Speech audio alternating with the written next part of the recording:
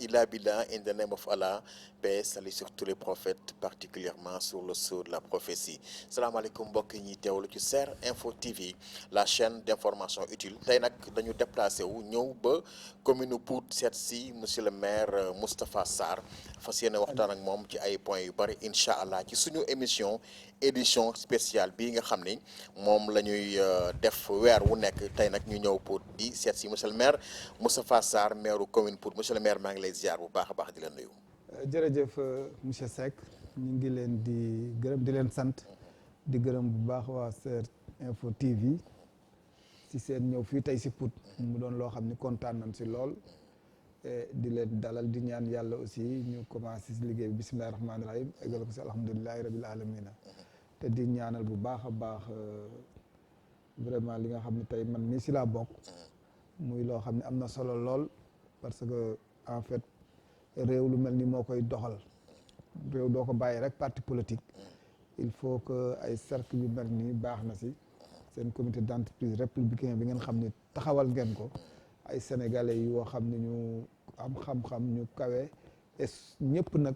bokk si baykat bi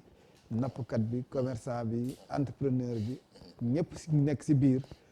loolu dana tax ñu fay def ay xalaat yoo xam ni xëy na lan fay xalaat duñ ko mën di xalaat si parti politique yi loolu tax ma leen si encouragé parce que man ñi gëm ni parti politique yi am na solo trop waaye comité yu mel ni aussi am na solo parce que dana tax ñu ay nit di fa daje ay sénégalais ñu nekk Sénégal ñu nekk bitim réew di wax seeni xalaat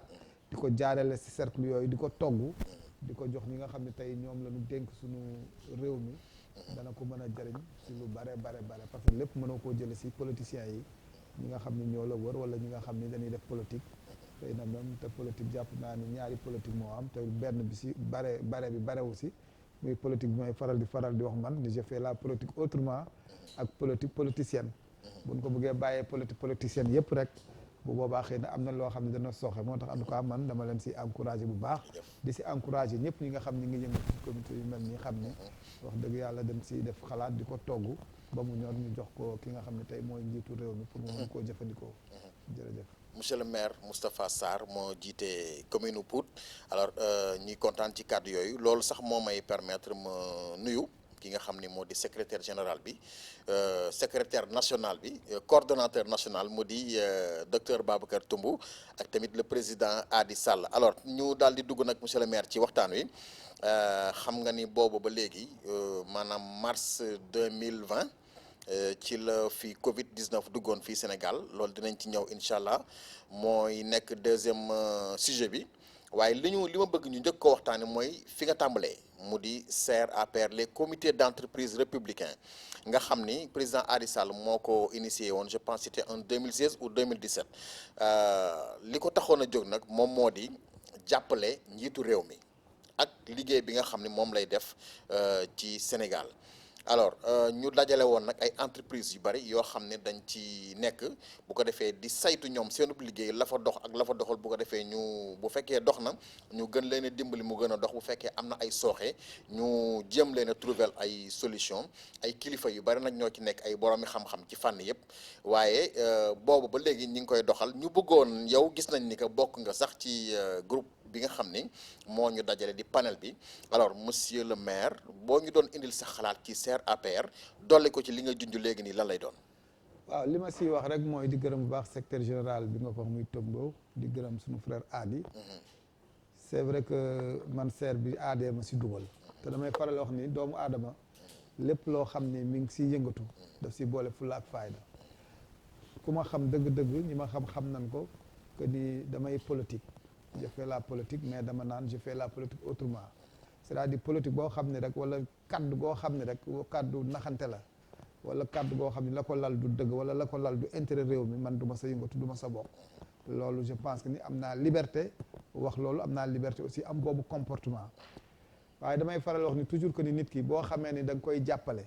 bu ko wan rek si kanamam da nga koy jàppale si yeneen fànn yoo xam ni moom sax mën na koo bañ a yëg man je pense que ni Adi en tout cas man bi ma si dugal démarche bu mel noonu la def dafa am benn kilifa goo xam ne nekkoon na fi ministre si gouvernement bi lay fi soog a jógee booba nekkagul dara daf ma seet si sama kër la ma seet si d'ailleurs mu ñëw seet si ma c'était le premier responsable APR bu ma mas a seet si ma encouragé ko ni ko man lii laa gëm mooy tey président de la république ngay liggéeyal mais da ngay boo koy liggéeyal da nga koy liggéeyal te nag xam ni yàlla mooy joxe président mënul jox ñëpp président aussi du mooy joxe d'ailleurs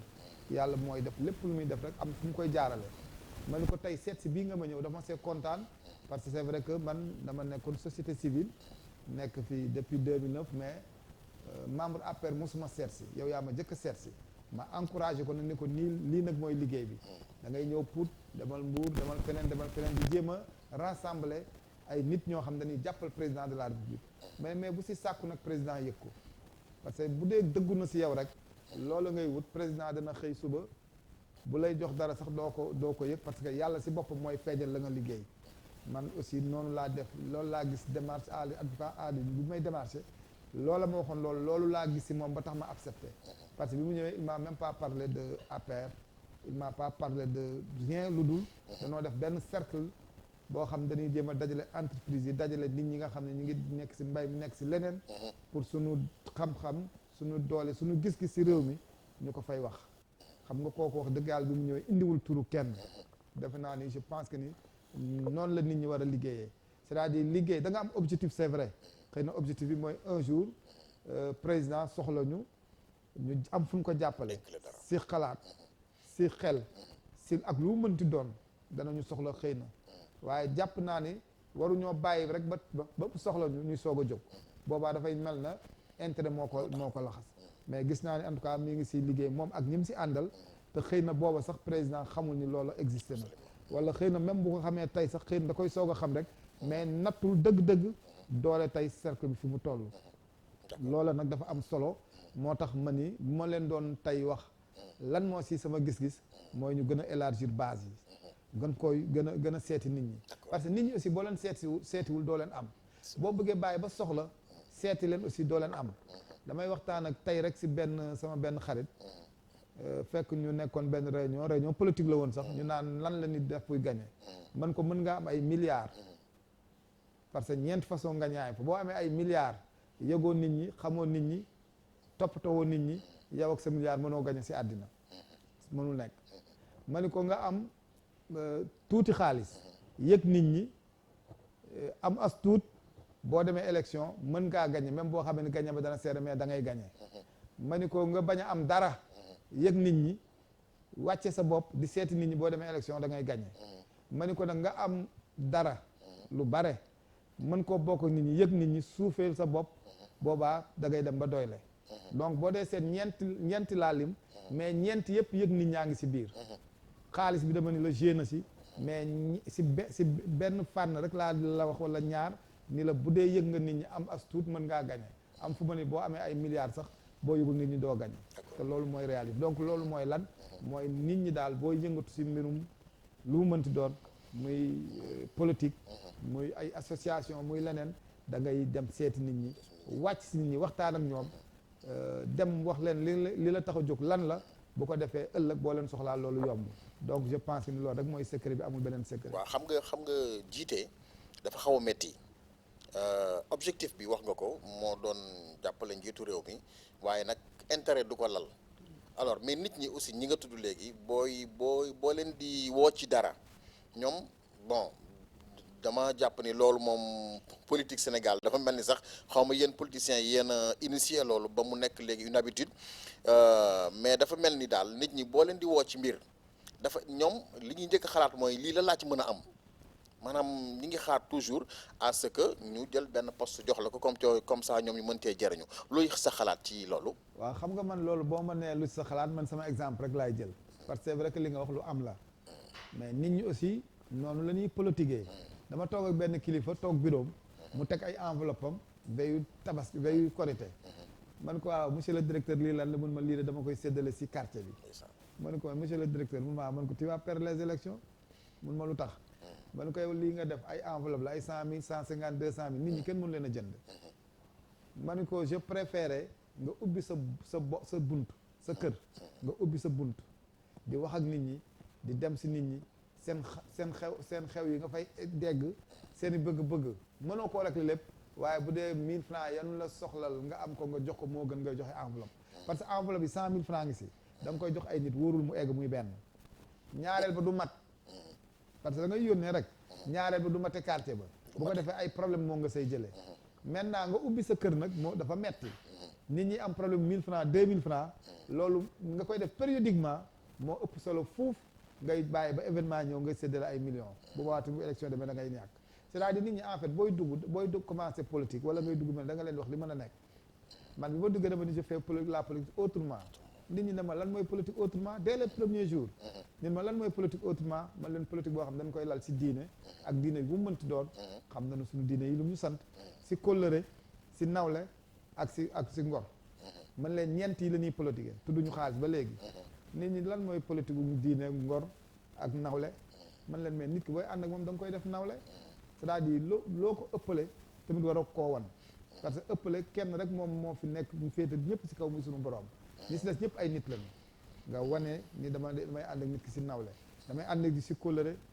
gi mooy même après la politique dama fas yéene ànd ak nit ki mais tout en sachant doguma la mais tout en sachant aussi que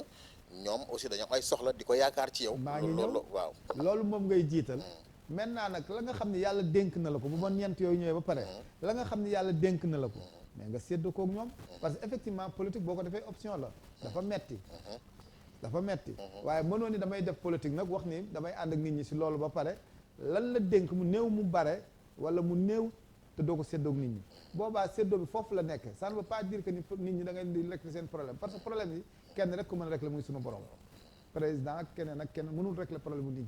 ñi yàlla moo fi nekk di régler problème yi waaye la nga am nag séddoo koog nit ñi na nga koy séddoog ñoom mooy amal ouverture sa kër na doon këru ñëpp sa bureau na doon bureau ñëpp bul nëbbatu nit ñi maa ngi wax sànq naan les maires résidents maanaam nit ñi bu ñu amoon fulaak fayda daanu seetaan ni ni fale maire c'est-à-dire foofu la différence bi nekk mooy nit ñi bu ñu lay gis tout le temps nga accessible dañuy dem ba problème yi sax dootul demee noonu c'est-à-dire liñ lay jéem a yaakaar ni politique bu xaalis rek la dootuñu ko ànd ak yow dañuy dugal kóllëre gi dugal nawle bi dinañ ci ñëwaat monsieur le maire ci biir émission bi mais dama bëgg ñu dugg ci benn sujet bu am solo junj naa ko sànq bi ñuy tàmbali mu di Covid 19 bi alors dafa mel ni nag fu mu nekk nii Sénégal ñu ngi ci décembre mi ngi waaj a jeex ñu gis ni que deuxième vague wax nañ ko depuis 2 semaines ou 3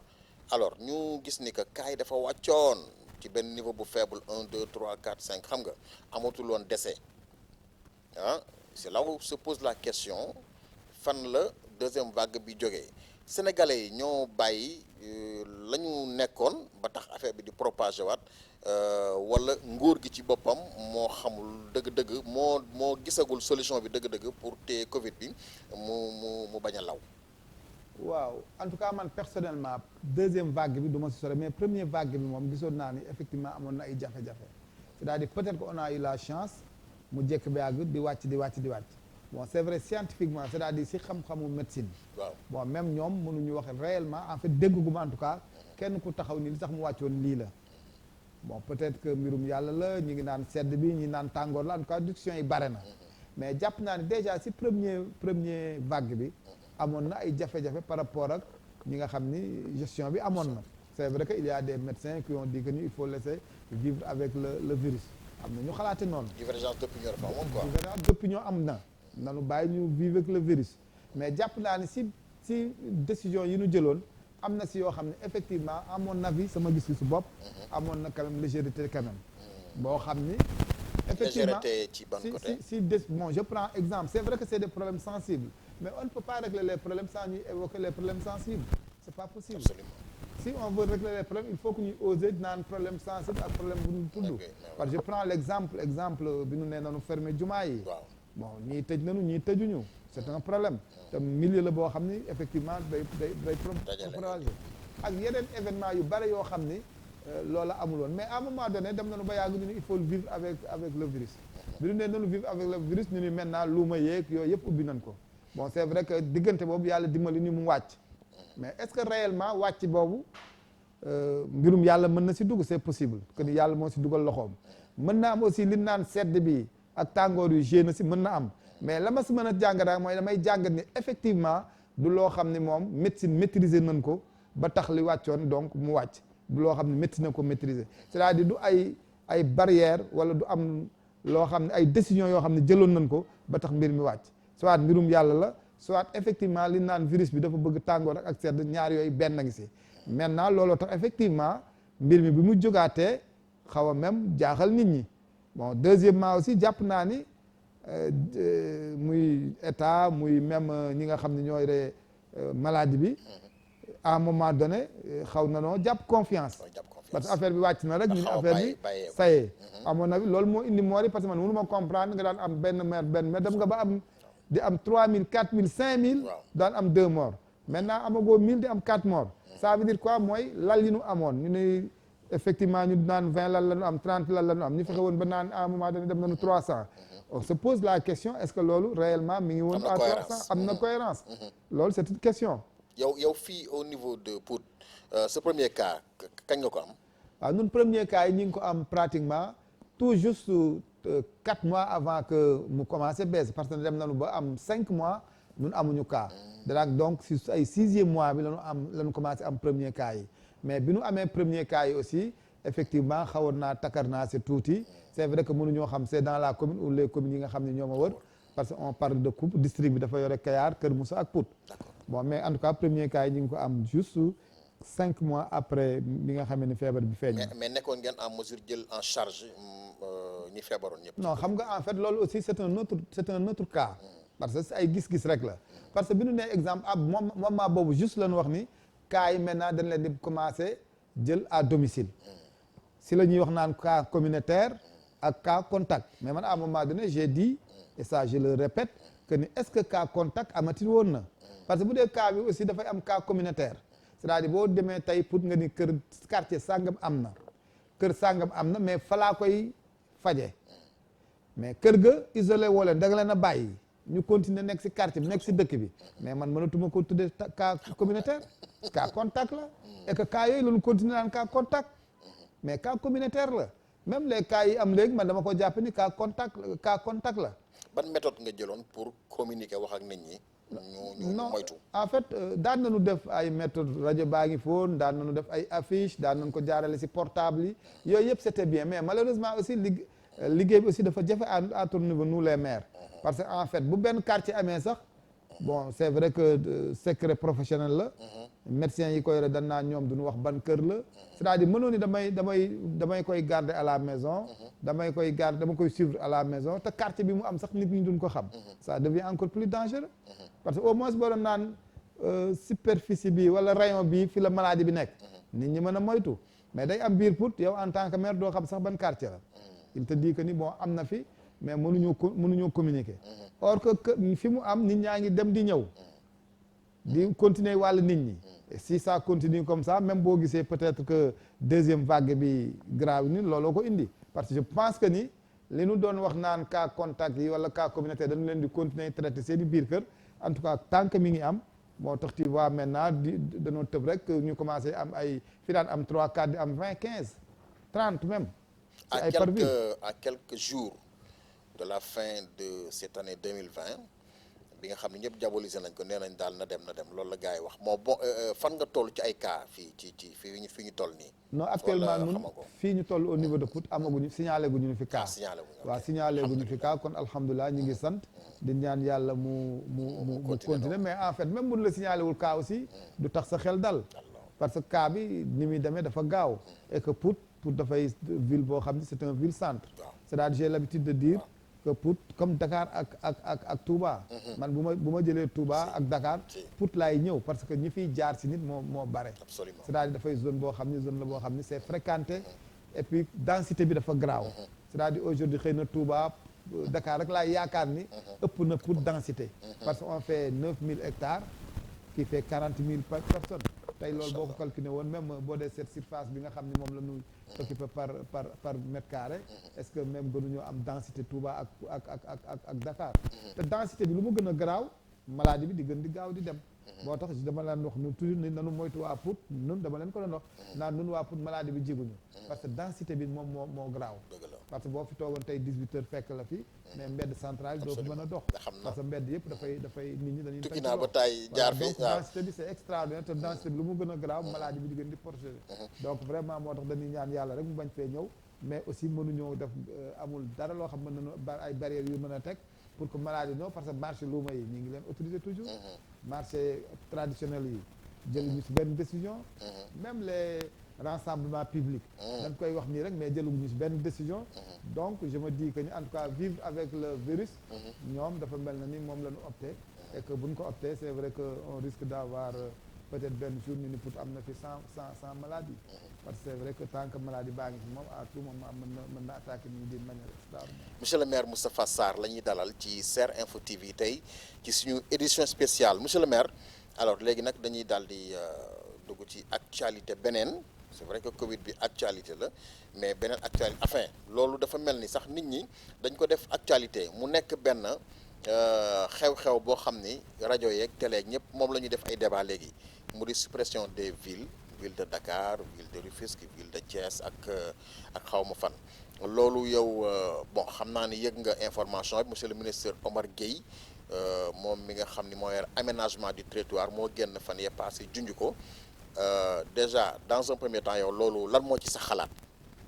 waaw xam nga loolu moom bu ñu ko laajee mënuma sama xalaatu Moustapha Sarr la c'est vrai que en tant que Moustapha Sarr en tant que maire mais du xalaatu parti. parce que man mënuma wax au nom d'un parti au nom du parti bi nga xam ni fa laay milité. mais xalaat am naa si. parce que mbir mi c'est très simple que ni gis nañ ni mbir mi bi ñu ko defee xëy na du woon booba président Macky Sall ñëwagu fi. mais Sénégal toujours yenn saa yi. bi ñu defee lan. bi ñu defee ville ak communauté d'arrondissement yi. loolu mi ngi bëgg a yàgg. je pense que ni à l'époque si président Abdou Diouf la commencé Abdoulaye Wade ñëw renforcer ko élargir ko maintenant ba président Macky Sall ñëw. mais ñëpp xam na ni même premier bi ñu ko jëkkee def c'était pas pertinent ça moom tout le monde le sait parce que on ne peut pas dire aujourd'hui que ni tout ce qui est marché tout ce qui est magasin tout ce qui est nangam commune d'arrondissement bee ko moom mais par contre nga teg benn ville boo xam ni pratiquement ville bi pour nga xam sax bon déjà moom ville bi il ne gère rien parce que amul benn territoire boo xam ne moom géré na ko maintenant fa muy jëlee taxe ak yooyu dañ daan xëy marché central et cetera am lu ñu ko fexe ba muy gérer ko mais par contre di def beneen entité boo xam mooy conseil départemental man je pense que c'est tellement pertinent que ni aujourd'hui li war a am mooy aujourd'hui boo demee ville de Thiès exemple il y a 3 communes d'arrondissement yëpp lépp la fa nekk muy superficie Thiès yëpp si ay communes d'arrondissement la ñu bokk ville de Thiès géré wul li nga xam ne aujourd'hui tey mooy peut-être que la muy gérer c'est exclusivement pour jële fa ay taxes mais en tout cas gérer wul le bien-être des populations li nga xam ne population moom la ñu soxla gérer wu ko commune d'arrondissement yee ko gérer loolu dem dañ laa la demal si commune d'arrondissement bi maintenant ñu créer ko loo xam ne peut-être ay recettes yuy dugg la yoo xam ne uniquement pour mu survivre man je pense que ni quand on parle d'une ville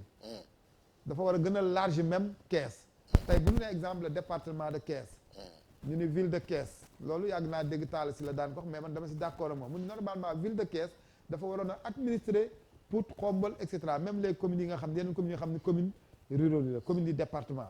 mais loolu mu doon théoriser man jàpp naa ni ça fait l'occasion ñu def ko pourquoi pas ne pas créer les communes d'arrondissement by Thiès plus les communes yi nga xam ni mooy Pout Thiénaba Khombole et cetera on prend le département mu jouer rôle ville de Thiès c'est-à-dire moyens yi ñu doon jox ville de Thiès ñu jox ko le département boobaa ñun ñëpp si bénéficier wu c'est-à-dire boobaa commune d'arrondissement Pouty Thiès daan si bénéficier mais les autres villes du département aussi dañ si bénéficier wu te booba si la gën a pertinent wu et puis maintenant tension yi doon am entre la ville les communes d'arrondissement yi boobaa day disparaître parce que à chaque fois il y a des tensions lii maa ko war a yore lii maa ko war a jot lii waruma koo jot donc c'était pas pertinent bi ñu koy def maintenant est-ce que c'était pas pertinent ba tax bu ñu ko waree dindi ñu ni c'est de la politique man je ne pense pas c'est-à-dire nit ki dans la vie il faut être très courageux man dama def ni bu ñu bëggee développer bu ñu bëggee jëm kanam li nga xam ne defoon nañ ko fi aussi te loo xam ni amoon na problème wala c'était des raisons politiques c'est vrai que malheureusement sunu président yi c'est ça yenn saa yi mooy seen problème damay faral a wax ni bu dee dañ la jox président de la république yaa ngi calculer toujours nan nga war a mën a tooge lan laa war a mën a def ba toog dañuy xaw a fàtte tuuti ni nguur suñu borom a koy joxe loolu de temps en temps mu dal leen ñoom ñëpp koo si laal rek loolu ngi si yow tuuti moo tax de temps en temps bu ñuy jël décision dañuy xaw a juum or que nguur yàllaa koy joxe mais doguma la mais décision bi kenn jëlagu ko ah bon non en fait c'est-à-dire kenn jëlu ko mais c'est pertinent c'est pertinent que dañ koo war a jël parce que jàpp naa ni yow jàpp nga ni daal lu war a am la daal yow lu war a am la d'accord nga parce que déjà xam nga ñun déjà dañuy amuñu ñun on n'est pas concerné les villes du département mais déjà Kees gi nga xam moo ñu gën a jege mais à tout moment il y a que des problèmes lii maa ko moom lii moom moo ko lii si man la bokk lii bokk si man déjà loolu rek problème beneen bi si am mooy ville bi en question danoo gisul benn rôle am peut-être rôle tey boo waxoon ni tey bu ville bi demee lan lay xaj nit ñi lenn rek lan lay wax muy employé nii perte mais employé les communes mën nañ ko absorber donc il n'y a pas de problème parce que amul leneen lu mu fay jouer leneen li mu war a jouer yëpp commune d'arrondissement yi ñoo koy jouer donc aujourd'hui bu ñu demee dañ naan parce que dégg nga gars yi wax mais syndicat yi rek nga dégg ñuy wax parce que la ñuy tax ñuy kaas mooy emploi ba ñuy perte mais emploi bi duñ ko perte on va donner ça moyens yi ñu amoon on va le donner soit conseil départemental ak conseil ak ville en fait commune d'arrondissement yi ñoom ñooy absorber bu boobaa les employés mais sinon déggoo keneen ku dégg techniquement bu ni ville bi bu fi jógee lii wala lii on va le perdre donc ça veut dire quoi mooy ville bi pratiquement njëriñam barewu fi wala bon am nañu wax ay waxu histoire dañ ko war a conserver nangam ak yooyu quoi am nañu évoqué question boobu si quelle histoire pour dire de ville de Dakar ville de Thiès bon waaw ville de Rufisque bon dañu bëgg a wax ni maanaam comme par exemple bu ñu nee Rufisque par exemple la ville de Rufisque maanaam ca fa mu cosaanoo maanaam cosaan li daal maanaam loolu la ñuy bañ a dindi rek sànni ko fële xëy rek ni vraiment existé tout quoi mais xam nga man je pense que ni te xam ni def na fi je comprends c'est-à-dire li ancré si bopp nit ñi en disant que yooyu yëpp c'est de la politique politicienne rek en fait parce que ñu koy wax aussi c'est des politiques politiciennes parce que mais est-ce que yow tam li ñuy wax ni du waxu partisan wala non en fait man dama jàpp ni man en fait xëy na peut-être xamante wuñu mais man politique dama koy def mais je le fais autrement comme je l'ai dit et que du ma takk buum jox ko kenn muy diri fu mu ko neex parce que en fait man gëm naa ni pouvoir yàllaa koy joxe gëm naa ni tamit bu jeexee dana war a jeex mais gëm naa ni aussi fii lu ñu fi def ñun ñëpp si yema lu ñu si def daan ko layoo ëllëg donc loolu boo ko xasee gëm rek da ngay nekk am liberté wax sa xalaat man réew mi fi laa dëkk maire laa bokk naa si parti mais teewul ñi ma xam dëgg-dëgg sax sama biir parti su ma amul loo xam ne d'accord ma si dama naan d'accord ma si lii may wax dafay loo xam ne jàpp naa ni amul benn jafe-jafe tey pour ñu dindi ko peut-être xëy na nag c'est vrai que Sénégal moom noonu la mel c'est-à-dire moom loo wax rek ñu ni politique la du ñu seet logique du ñu seet lii jëmale réew mi bu dara amee rek ñi far fii dañuy taxaw fee di wax ñi far fee taxaw fee or que warul demee noonu nit ki toujours booy wax war ngaa xam ne li ngay wax ëllëg daan la ko laaj nga wax rek te yàlla tax man nag lépp lu may wax rek naa si sóoraale ni ëllëg dañ ma koy laajaat moo tax man du ma parparloo parce que kenn defalu ma wala yaakaaruma si nit loo xam ne rek vraiment dana tax ma wax lu ma gëmul parce que président de la République il est là c'est le président de tous les Sénégalais mais j'ai l'habitude de dire président de la République mënul rek le problème mu Sénégalais yi. Monsieur le maire Moustapha Sarr yow macha allah yaa ngi bëgg a yàgg nag Pout ci maanaam ci bopp commune bi 2009 ba léegi nga fi nekk ñi ngi ci 2000 donc am nga ñaari mandat ci ren wax nga sànq ay waxu prolongation bi ñuy waxtaan sànq hors antenne alors bon boobaak léegi defe naa ni léegi mu mat fukki at xanaa en termes de réalisation ci Pout monsieur Moustapha Sarr lan la fi def. waaw en termes de réalisation xam nga bon damay wax toujours ni politique moo mel noonu politique Sénégal ñii dañ naan def na fi nii naan defu fi fii ba àdduna bi tukki noonu lay demee yenente bi ak bu dee yenente bi bu dee juge leen kenn ku ne la nga fa def ak na nga meloon dañ koy mos di contester waaye bu ñu waxantee yàlla rek a tax mooy bi ñu ñëwee si dëkk bi 2009 am na changement yu bare aujourd'hui bi ñuy jël dëkk bi on n'était pas des politiciens professionnels c'est-à-dire dañoo duggoon di politique ma lay fàttali man politique bi moo si duggee Djibo Ka tax ma dugg si vraiment l'événement du congrès sans débat falaa mos a milité bi ma jógee loolu bi may gagné 2009 dem société civile 2014 société civile laa gagné en 2017 laay soog a ñëw APR bon am yaakaar si président Macky Sall ma ñëw APR parce que j'ai l'habitude de dire que en tout cas jàpp naa ni mën na changer réew mi ngi koy changer mën na koo changer waaye mën na def nag plus ba tey ci réalisation yi. si réalisation si lu bare aussi. parce que président yow laa wax li nga def fii ci. waaw man li ma def fii nag maam bare na wax dëgg yàlla dañuy sant yàlla parce que au moment où je vous en 2020 on est plus de 40 000 habitants. loolu bu ñu la ko waxee rek da ngay am un aperçu si extension bi ni mu grave ak ni mu gaawee waaye au moment où je vous parle tey amul dëkk bi foo xam ne tey d'ici décembre daanu am na quartier bu mën a taxaw ni aw ma électrification d'ici fin décembre. bii ma nekk. ndox problème mu ndox amoon na fi waaye amul au moins on est à 90% boo xam ne tey si quartier yi foofu dem fekk fa ndox 90% peut-être benn portion bu ndaw ñu dese qui tourne autour de 10% ñu fas yéene ko. mais électrification monsieur le maire est-ce que loolu aussi nekkul loo xam ni que lu war a am la rek quoi lu war a am la. une ville comme Pout dafa war a am courant. mais ils ont failli à leur mission. ñan que muy Sénélec que muy Sen'Eau. ils nous ont laissé ça amul kenn ku si def extension du Sénélec du Sen'Eau depuis très longtemps dañ ko bàyyee communes yi c'est pas des compétences transférées mais loolu mooy soxla nit ñi boo leew fi mën di def te amuñu ndox amuñu courant dañ naan defoo fi dara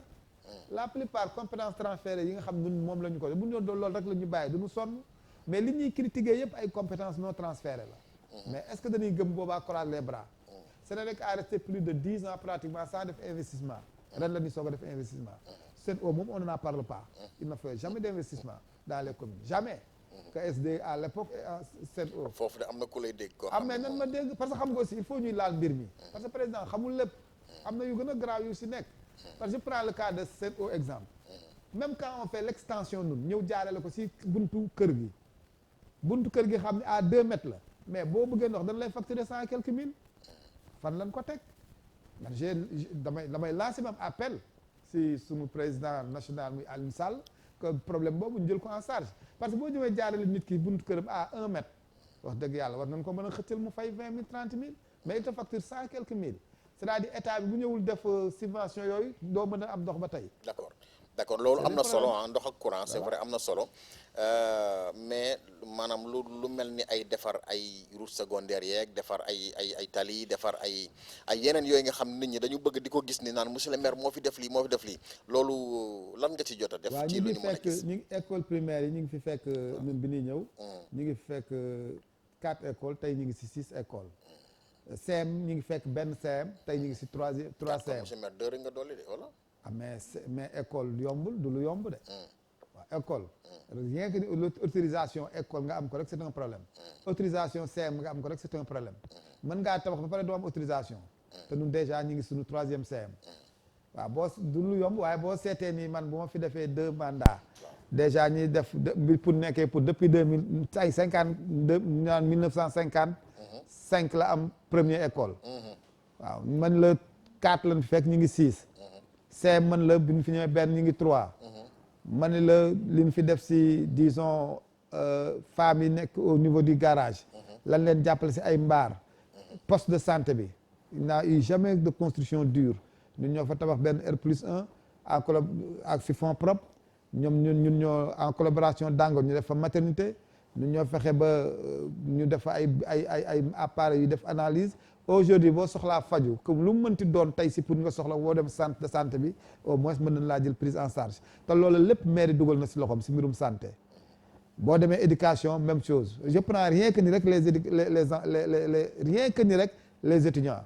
yoo xam ne nun ñu ngi leen fekke woon aujourd'hui subvention wu benn logement boo xam ne subvention wu 800 000 la woon ñu yóbbu ko 3 logements yoo xam ni pratiquement depuis bi ñu ñëwee léegi réussite yi dafa dem 80%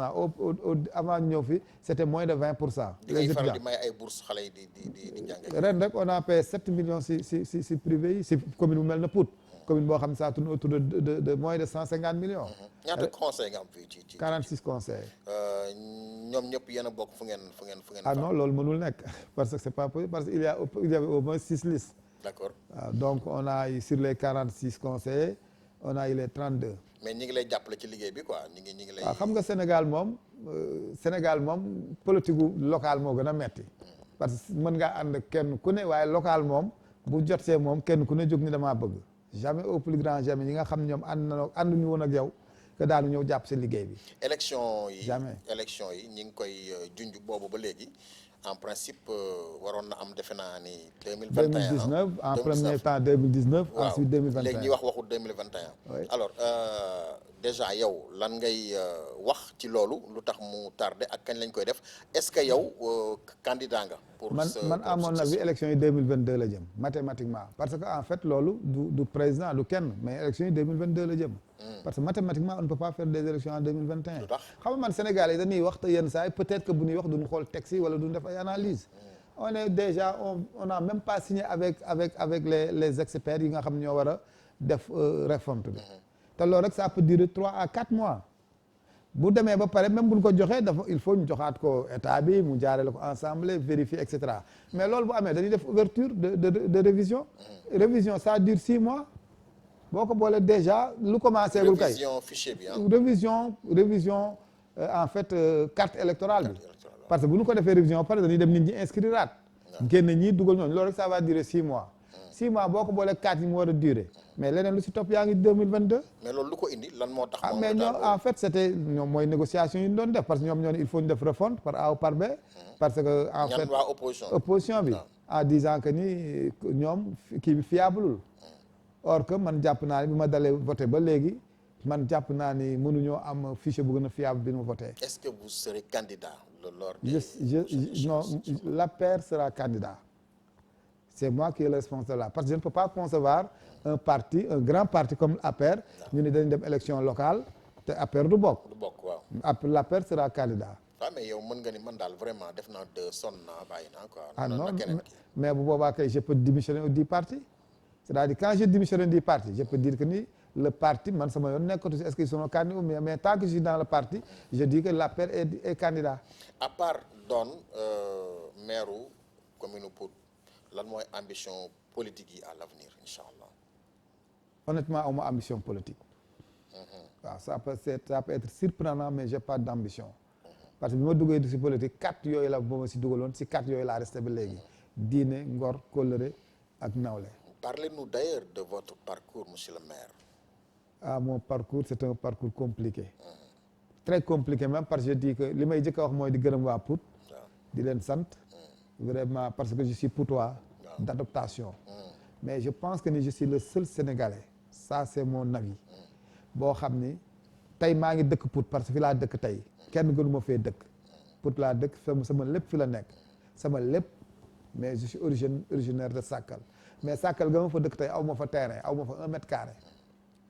mais man maay maire boo xam ni mosuma am sama benn parent bu dëkk Pout wala bu fi mos a jaar dans ma famille maternelle et paternelle je suis le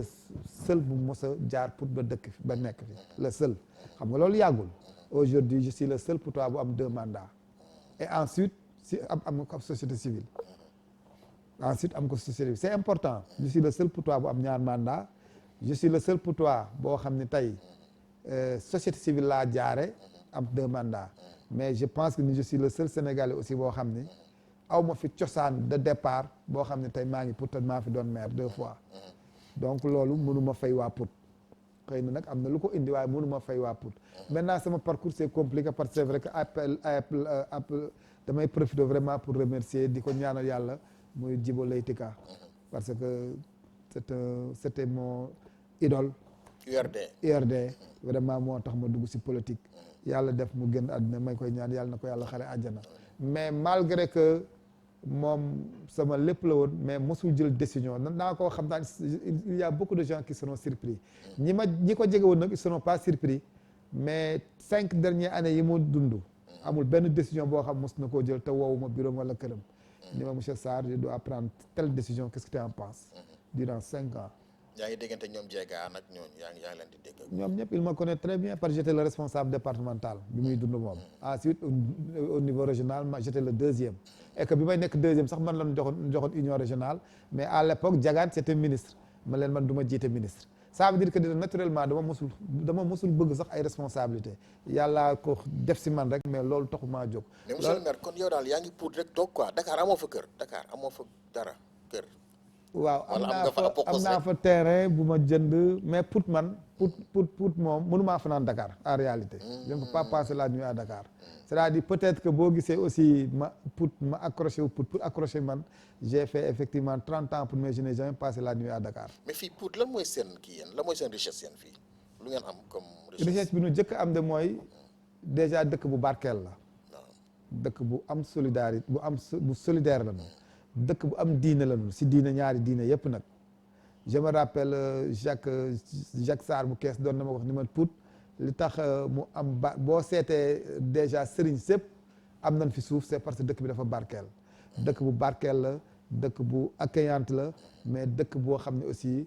comme politique la c'est-à-dire tey boo ñëwee Mankaañ yi Joolaa yi Soose yi Bambara yi ñoom ñëpp ñu ngi fi jóge feneen ñëw dëkk fi te tey kenn ëppalewu leen fi dara donc loolu yàlla moo ko def si dëkk bi muy dëkk bu barkeel dëkk bu am solidarité dëkk boo xam ne lu la neex mën nga ko fee dundee su la neexee am relation nit ñi dund fi bu la neexee timmee à côté dund sa dund ñu bàyyi la ko sa dund donc dëkk bi vraiment loolu mooy secret Pout ba tax tey jëm naa ni wax dëgg yàlla nun ñi fi dëkk nun jàpp nañ ni am na lu yàlla may na lu bari bari waaw am na lu yàlla may na loo xam ne lu rëy rëy la j'ai l'habitude de dire que Pout c'est les Almadies du Sénégal waaw te je le crois fermement honnêtement waaw moom laa gëm d'accord léeg-léeg xanaa di ngay doxantu ci tali bi xool ñi jaay fruits yeeg yooyu mandarine yeeg yooyu bi may ñëw fii damaa dox quand je suis à Pout je ne suis pas en véhicule man je suis man aw ma garde corps aw ma secrétaire si rajo si télé laa nekkee aw ma secrétaire aw ma garde corps aw ma kuy même samay audience sax aw ma koy organiser aw ma jour yi may joxe audience aussi c'est-à-dire j'étais est-ce que loolu c'est normal pour un maire ça dépend si ni ko nit ñi jëlee man j'étais un citoyen poutois nekk fii bon nekkoon commerçant au départ j'étais à la Sonadis à l'époque Sonadis am problème j'ai démissionné j'ai formé mon entreprise en bâtiment donc j'étais trop près de la population bon quand j'ai été maire j'ai dit que est-ce que pour 5 ans dana tax ma changer vie je suis là pour 5 ans je vais pas changer de vie j'ai continué à prendre les calèches damay jël calèche j'ai continué à marcher j'ai continué di dem si ngeen tey dëj bu ma ñëwee amul monsieur le maire ex-nang yooyu amul de fu ma jëkk a toog laay toog te bu ma xasee toog kenn dootuma mën a yëkkati parce que je suis un citoyen simple comme tout le monde parce que 5 ans la day jeex far yàlla indi laata ma beneen 5 ans ma ne mais 5 ans bareetul naa continuer vivre ni ma vivre bi may jógee nii Mbambara laa jóge benn dëj dama dox ñëw bu ma jógee fii mën naa dugg fii seet si benn malade dox laay def su ma paree bu ma woowee sama chauffeur bu yéexee ma dox dem ñibbi c'est comme ça que j'ai vécu voilà te Talla Sylla moom basangam lay lal xaw ma basang lay lal xaw ma mi lal ci suuf moom nee na lay waaw c'est-à-dire peut-être moom dafa wane basam mu génn si télévision mais je pense que ni bu nu yamul tamit je sais que ni en tout cas noonu laay xaw a dunde daal au niveau de Pout donc partage nga un peu ay xalaatam ak ay jëfinam monsieur le maire léegi dama lay bàyyi na nga tàggoo ndax vraiment temps bi dab nañu waaw li may kontaan nañ bu baax a baax nag ci waaw li may tàggoo rek mooy c'est vrai que di ñaan yàlla cercle bi xam ne ñun ñëpp ñu ngi si yàlla barkeel ko te yàlla gën koo yaatal ba yaakaar gi nu am pour que wax dëgg yàlla ñu mën a dem ba mu doon loo xam ni ay réflexion yu am solo dana sa jóge pour ñu mën koy proposer ki yore réew mi parce que suñu njëriñ la ñun ñëpp parce que réew ku ko yore aussi da ngay dafay laaj ay loxo yu la jàppale loola réflexion yàlla na yàlla yokk nit ñi si xam-xam yokk ko si nombre yokk ko si lépp ba nga xam ne vraiment réflexion yi nga xam ne ñi nga fay jógee moom dana si mën a jot pour mën koo jëfandikoo parce que un président de la République il a besoin de ça parce que ñi nekk autour de lui ñëpp je pense que ni du ñëpp koy mën a jox liñ ko bëgg a jox damay faral a draye sama yenn maire yi ni amul petit maire ak grand maire bon maire yëpp ay maire lañu mos naa ay takki ne sax ni président bu ma doon moom dootuma sax recevoir ponkal yi si kaw damay dem si base bi parce que base bi si lay dégg li xew parce que ñun ñi nga xam ñu ngi si base bi nekk si grand place yi li xew si la ñu koy xamee te ñun ñoo am fit di ko wax loolu nag buñ ko mënul am ay cercle de réflexion yu mel nii xëy na bu amee xam ne ñëpp fay nekk sama classe gi ñëpp fay nekk ngeen di def synthèse yi di ko envoyé xëy na boobaa la xew si réew mi dana ko xam parce que de temps en temps aussi tu as l'impression très rapidement bu fekkoon am nga message boo koy lancé moom directement monsieur le président Macky Sall lan lay doon waaw est-ce que bu ma ko lancé du ngeen ko censurer non pas du tout waaw jàpp naa ni daal li ma gën a jàpp ni moom le président il est trop généreux trop gentil il sanctionne pas ah d'accord waaw loolu moom jàpp naa ko sama gis-gis il est trop généreux da nga bëgg daal mu gën a waaw il ne sanctionne pas bâton bi daal nga bëgg mu waaw c'est-à-dire sanctionner réew boo ko yore il faut ngay sanctionner mais damay jàpp ni daal sanction bi moom dafay des li muy jéggale dafa bari daal waaw li muy jéggale dafa bare c'est-à-dire li muy jéggale dafa bare parce que loolu aussi li muy jéggale dafa yërmaane bi daal en fait dafa ëpp si ñi nga xam ni dana jàpp ni ay kóllëre lañu ay xarit lañu ay militants de première heure la lim si toléré dafa bare loolu moom jàpp naa ni c'est un problème boo xam ne à mon avis ça pose problème. dina ko dégg jërëjëf monsieur le maire. merci kontaan nañu tey ñëw pour fekk si la fii ci sa bureau vraiment ci sa mairie nga dalal ñu wax dëgg yàlla ñu ngi lay ñaanal yow itam suñu borom guddal fan wéral cër yi te mission bi aussi suñu borom mottali ko ci jàmm ak salaam ba nga amaat ay yeneen mandat yu bari incha allah voilà comme nag nee nga bëggloo nekk président moom amul problème garaawul ça a été un plaisir maa ngi àndoon ak Malick Fadal Fall ci SER Info TV alors tey nag ñu ànd ak vraiment ak le président Adi tey il a tenu vraiment à nous accompagner. Il a mis à notre disposition donc son véhicule. Merci beaucoup, Monsieur le Président Adi. Ça a été un plaisir de vous tenir compagnie. Le même plaisir sera partagé avec vous une prochaine fois avec un autre invité. D'ici là, portez-vous bien. Et comme disait l'autre, prenez soin de vous et de votre car chaque jour est une vie. Au revoir.